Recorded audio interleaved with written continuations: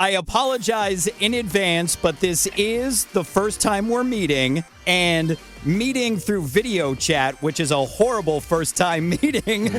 But I think I watched enough YouTube videos to get this right. If I screw it up, I apologize, but Sean Beard, Connor No Beard, right? That's the one. Yes.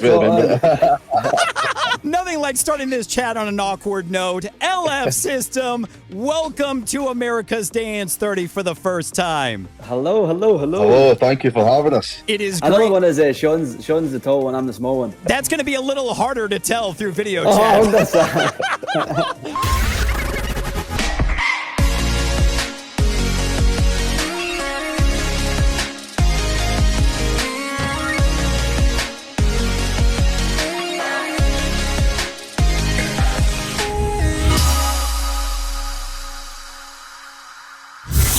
But welcome to America's Dance 30 for the first time. Congratulations on Lift You Up going #1. yeah. I know, come on. I can't believe it. I can't believe it. We're so buzzed with it. You know, some artists go their entire career without a #1 or produce songs for like 10 years before getting a #1. How does it feel to get a #1 on the U.S. dance charts so early in your careers? It's very surreal because, I mean, like, not being from America, and we've just started touring there recently as well. And it's just, everything's going really good for us. It's so surreal, and we're so grateful for this happening. Yeah, it's just another step in this mad journey we've been on as a duo. Honestly couldn't have asked for a better first couple of years in the game. So it's been a total whirlwind, and it's just another thing that's got us buzzing, and we're so appreciative of it, and I absolutely love it. The UK never met. We've done America. Well, it's all downhill from here for you guys. You go up. Now, I can't wait to talk about how this song was born, especially since something that I saw you guys post when it was released. But first, let's get to know LF System a little better with Finky's firsts. Go.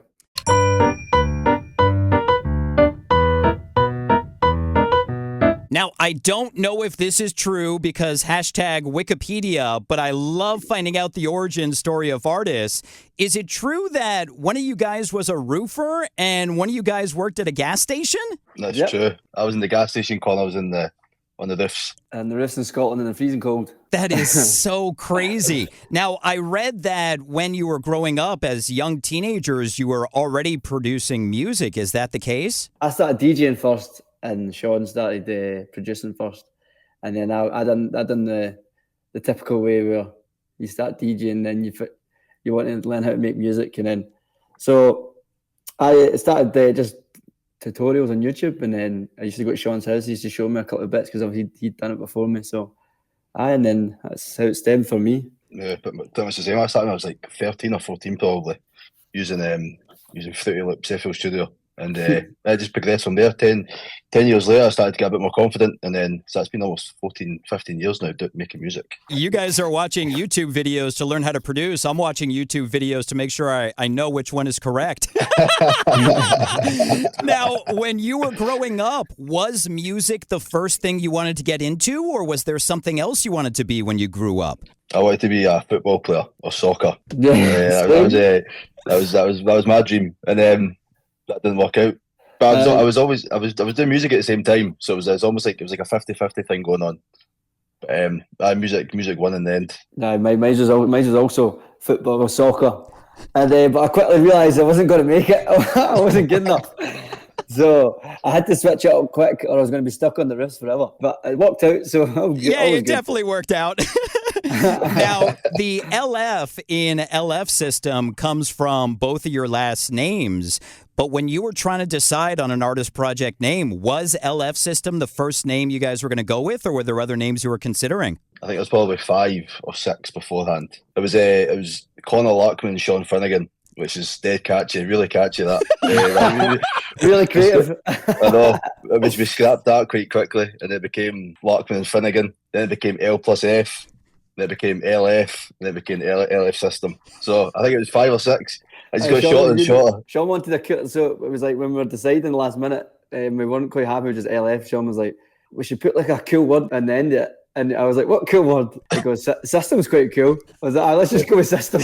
Let's just go with it. That was it. That's awesome. Now, you guys have been playing all over the world. You played Tomorrowland. You played EDC. You just wrapped your North American tour and you're doing shows in Ibiza now. But do you remember the first show you guys ever did? I think the first gig as like LF System was in Edinburgh in Cab Vall. We were supporting Salardo. We were supporting them, and I think that was our first proper gig together. Yeah. Now, was it tough going from playing separately to playing as a duo? It was at first. I wouldn't say difficult because we've been playing back to back for a while, even as like solo artists. So we kind of knew each other's thingy. But our music taste kind of like changed from before LF System. Before it was like the disco. We've always done the sample stuff and the disco stuff, but we used to play it a wee bit more underground and stuff like that. But there was a time that when we were first doing back to backs as LF System, we were turning up with 2 different separate USBs and different tunes, not discussing what we're going to play. So the sets are a bit like clangy, to say the least. But we went in and we came together and we had a hand of someone that from Scotland, and we learned to start over again and just like put sets together and really make sense and stuff like that. So you're like, we've got to talk about this beforehand. that's what happened. I think we're like a few gigs were like, I think we need to sort this out. This is great. Now, too many people disappearing from the dance floor. But oops. It's funny. People who probably went to the early LF System shows and then later ones were like, wow, these guys have grown up. Matured. We like to think so. I don't know. Maybe not though. Now, as a production duo, who is the first person you go to when you can't decide on the direction of a song? Each other. Because that's the thing, we start a lot of our ideas separately. Connor will start an idea and he'll send it to me saying, I'm stuck because I'm not sure what to do, and then I'll take over. And I do the same, and it makes life easier because it's a new perspective, fresh ears. So I think it really helps us being a duo in that sense, because I'm not sure if we're indecisive, but we do get stuck in it. We lean on each other to help each other, which is good. It's very much the first question. It's very much like, is this good or is this rubbish? Like, should we keep going with it or not? And we've learned to be brutally honest with each other as well, because I think when we first started, it's probably like, this is good. But now it's like, now we can just say, no, we don't think that's right. It's rubbish. Move on. Yeah, I think it's good that you guys have known each other for so long so you can be honest with each other. That's great. Yeah, exactly. As we mentioned, you guys have had amazing success so early in your career. Do you remember the first time you heard one of your songs on the radio? I do. There's one that never even actually ever came out, but it was a song. It's called Feel. I can't even remember actually the name of it now. I'm sure it was Feel It. And it was Annie Mac on BBC Radio 1. And we got told maybe half an hour before the show aired that she was going to put one of her songs in. And I was in the car, and I remember hearing the car, and I got goosebumps and everything. It was wild. It was so cool. Yeah. That's got to be such an amazing feeling. It still never gets old. When I hear them now, it still doesn't get old. And it doesn't get old, me hearing my stuff on the radio still, and I've been doing it for 3 decades now, so it completely makes sense. Now, do you guys remember the first dance song that made you fall in love with EDM? Oh, I mean, it's probably around that Avicii era and that kind of time, because that's how we both got into it. Was like that kind of big room house and stuff, and Tomorrowland was back in maybe 2013 maybe or something like that. But then I think our taste changed. It was a Daft Punk record I heard. I think it was Around the World. It was when I started going down this different route, and I was like, that really hooked me in and stuff like that. I think my first EDM one, it was Avicii's early days. It was Seek Bromance. I think I first heard that. I seen a music video with that, and then that's when I went from my young age of listening to EDM and stuff like that. But again, like Sean, Daft Punk and all these different and Defected and all these different underground music things. I started finding the podcasts and stuff like that, and mixes and SoundCloud, and I just started going into more underground sound and they moved away from EDM, but still have it close to my heart. I can't lie. It still does it for me. Now, finally, in Finky's verse, in honor of Lift You Up going number 1, what is the first thing that lifts you guys up? Oh, In the morning, a coffee. Yes. I was going to say sleep, but I think that's maybe the opposite. No, absolutely, because sleep is like the best thing in the world. It is, I know, but I maybe sleep too much. I can't actually get up. Is that possible, though? Can you sleep too much? Connor certainly thinks I can sleep too much. So. Recently it's been the other way about. I've turned into the sleeper now. I don't sleep in as much as still as Sean though. He loves a guy. If he goes to sleep and never sets alarms, so I'm at his door in the hotel. Like, come on. Are you a psychopath? How do you live like that? Living on the edge. Wow. But you know what's crazy about that is there will be times where I don't set my alarm, like on the weekend or something, and I still wake up early. I'm like, are you kidding me? This is just annoying. I know. Well, let's talk about this smash. And I saw you guys post something when it was released that you guys left your voices in the song. Where? I've been listening closely. I think it's pretty buried in there. I think it was probably a decision to lower the volume a little bit because we're not exactly in key. But it's during the break. During the break, there's it's almost like a gospel kind of crowd sing. We're in there somewhere. I don't know how audible it is, but we're in there. Sean was doing the really low one. Sean was like way down here. Whoa. I was about in the middle because it's just the way we speak. He's got a lower voice than me. I'm about in the middle, and then we had the rest of the people just doing different octaves and stuff like that. So that was cool. That's awesome. Well, let's talk about how this song was born. I can't believe that it's another song that's got Clementine Douglas behind it. That is incredible. How was Lift You Up born? So obviously we're still our bedroom producers. So we had never really done sessions before. And what a group we got in with first. So I think it was the first time doing a proper session. 4 days in there, and then seeing the process of like different ways of making music, obviously Clem writing lyrics and just singing it and all coming together. And it was really special actually. It was really nerve-wracking though. I'm still not used to them, to be honest. It's a bit like obviously meeting the people and you're at your bedroom, you're used to being all tucked away and comfortable. But it's like that thing where you step out your comfort zone and other like different types of stuff come out. So I'm really glad we did it, and it was special. It was good. Now, was the song written during the session, or did Clementine Douglas and you guys have it before the session?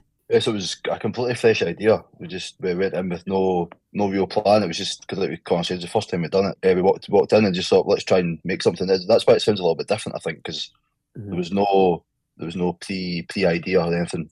And it was born, and the full track was almost born that first day, that one day. I think Clem re-recorded some vocals because he wanted like a second verse. I think a second verse came. Changed a few bits of lyrics later on, but it was that full idea was born in the first day. Now, how long ago did you guys start working on it? When were the sessions? I think I've always all track of time these days. I'm fact. on all these time zones. I'm lost. It seems to be all summer all the time wherever I am. But I think if was it February this year? Oh, so it wasn't that long ago. Yeah, I think so. It was either December last year or February this year, because we've done. I can't. I'm the same as Connor. I lose track of time because we took a bit of time off to make some music. I think it was during that period, like towards the end of last year and the start of this year. Gotcha. Yeah. Well, I'm not sure if you're going to remember this, but something I love to find out about songs is how many different V's there are from when you start working on it, all the tweaking that goes on to when you finally master it and put it out. Do you remember what the final V was of Lift You Up? I've got a feeling it was about 14. I think so. As far as I remember, I think the way the naming system wasn't even numbers; it was letters on the keyboard. So I think it was going Q W E R T Y. It was going up that way. So I think it ended up on. I think it was 14 letters. It ended up on. Now, when it comes to songs that you guys produce, is there a lot of tweaking that goes on? We do a lot of tweaks, obviously internally, and obviously you know how labels are and stuff like that. So you have to work on both sides and cater to both sides. But I'd say I'm a bit more free. I'm a bit more free when I'm like, right, I've done my bit. It sounds good to me. But Sean's he's more the tech head, so he hears things I don't. So I'm like, is that all that bass not quite right? And I'm like, Sounds alright to me. I think if it was Connor, it would just be version 2 or something. I'm the one who keeps wanting to push it and push it. But wait, I could be detrimental sometimes, actually. As a fellow perfectionist, I totally get that. It is so annoying. But sometimes, honestly, sometimes it goes up versions and then we'll end up going all the way back and we're like, no, that version's probably better. Well, congratulations on the final version of Lift You Up going #1. That is so awesome. What is next for LF System? I mean, we've got so many songs that are just sitting there ready to go. So hopefully get a few more releases out this year. Hopefully maybe another couple of remixes, plenty of touring. It's just the same as always. Just try to keep pushing on and advancing what we're doing and just enjoying it on the way. Exactly. Try to do it for as long as possible because, like we always say, we feel so lucky to be doing this. So as long as we can keep doing this and keep steady and pushing on, we're happy. Well, I'm sure you guys are going to be doing it for a long time. Now, something that you just mentioned about having a lot of music sitting around, I remember chatting with Nina Nesbitt and her mentioning that she had a song on her hard drive for like 5 years before it ever came out. Do you guys have stuff that's sitting on your hard drive for that long? We have too much, to be honest. But it's that long process. Obviously, we do a lot of sampling, so you know how it is as a fellow music man. Obviously, it's not as easy as just making the song these days and then sticking it out. I mean, I wish it was, but it's obviously a long once the fun bit's done, then the slow bit comes and all the waiting about and discussions that you don't see going on behind closed doors. So, but yeah, it's just as long as we can keep plugging away and make sure there's lots of music sitting there ready to go, then we've done our bit. And it's just the universe up to decide if it comes out or not. Can't wait to hear what's next for you guys. LF System, it is so awesome finally meeting you. Congratulations on everything. Thank you so much for your time with us on America's Dance 30. Thank you so much for having us. It's brilliant. Thank you so much. Very much.